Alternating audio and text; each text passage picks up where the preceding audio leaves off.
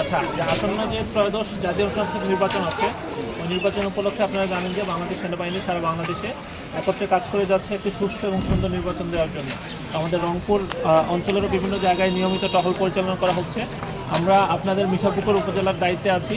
তো ওই মিঠাপুকুর উপজেলা থেকে আমরা প্রতিদিন বিভিন্ন জায়গায় আমরা টহল পরিচালনা করতেছি, ভোট কেন্দ্র ভিজিট করতেছি, মানুষের সাথে কথা বলতেছি এবং যে কোনো পরিস্থিতি, কখনো যদি কোনো পরিস্থিতি তৈরি হয় যাতে আমরা ওইটা নিয়ন্ত্রণ করতে পারি, সেটার জন্য আমরা কাজ করে যাচ্ছি।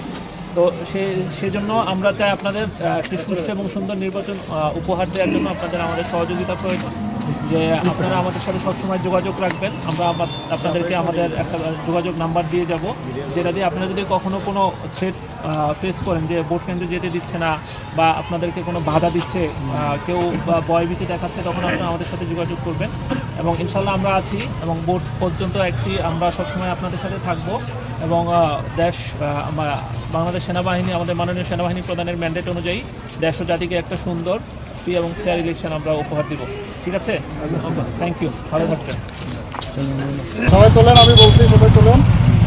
01769 662562 দেখছেন সবাই?